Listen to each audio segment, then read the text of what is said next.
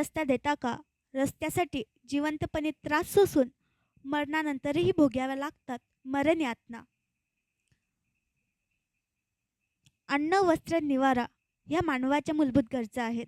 मात्र आधुनिक युगात अर्थात 21व्या शतकात आरोग्य आणि नोकरी यासह चांगले रस्ते, पूल यांची सुद्धा सर्वांना गरज आहे.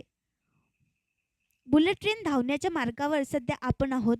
अवघ्या काही तासातच हजारो किलोमीटरचं अंतर पार करू शकतो. इतका विकास भारतात झालाय. शहरांसह काही ग्रामीण भागातील नागरिकांचं राहणीमान उंचावलंय. मात्र तरीही आज ग्रामीण भागात रस्त्यांची बोंबाबोंब व दयनीय अवस्था आहे.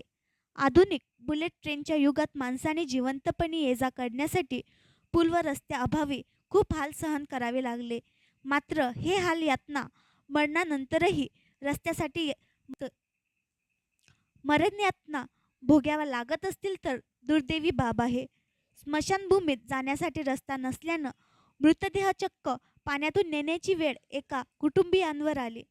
कारण नांदुरा तालुक्यातील चांदूर बिस्वा येथे पार्थिवावर अंत्यसंस्कारासाठी स्मशानभूमीकडे जाण्यासाठी पूल व रस्ता नसल्याने पार्थिव नदीतून वाट काढत 2 फूट पाण्यातून बिकट रस्ता काढत कब्रस्तानपर्यंत जावे लागत. अशी पार्थिव शरीराची अवहेलना होत असल्याने मुस्लिम समाजामध्ये रोष निर्माण झाला आहे. त्यामुळे कुणी रस्ता देता का रस्ता अशी हाक मरणानंतरही मृतदेहाला द्यावी लागत असेल तर ही खूप दुर्दैवी व शोकांतिका आहे. याकडे सरकारने लक्ष देण्याची मागणी होत आहे. देशाची झपाट्याने प्रगती होत आहे. त्यात 2 जिल्ह्यांना जोडणारे रस्ते मोठे आणि मजबूत होत असल्याने प्रवास सुकर होत असल्याचा दावा नेहमीच केला जातो. मात्र ग्रामीण भागात रस्त्याची दयनीय अवस्था झाली आहे. स्मशानभूमीत जाण्यासाठी रस्ता नसल्यानं पार्थिव शरीर चक्क 2 फूट पाण्यातून नेण्याची वेळ एका कुटुंबियांवर आली. ही धक्कादायक घटना चांदूर बिस्वा येथे घडली. नांदुरा तालुक्यातील चांदूर बिस्वा येथे पूल व रस्त्याअभावी मुस्लिम समाजातील लोकांना अंत्यसंस्कारासाठी पार्थिव कब्रस्थानात नेण्यात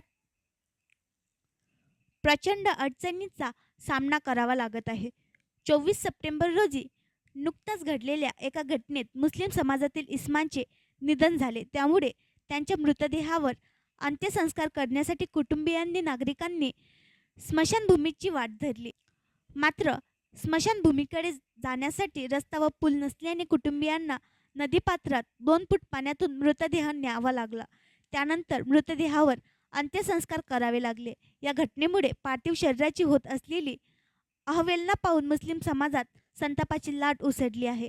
मरणानंतरही मृतदेहाला कोणी रस्ता देता का रस्ता अशी हाक मारावी लागत आहे. त्यामुळे मुस्लिम समाजात रोष निर्माण झाला आहे. त्यामुळे ग्रामपंचायत, सरकार, लोकप्रतिनिधींनी नागरिकांच्या समस्येकडे लक्ष देऊन तत्काळ पूल व रस्ता निर्माण करण्याची मागणी नागरिकांकडून करण्यात येत आहे.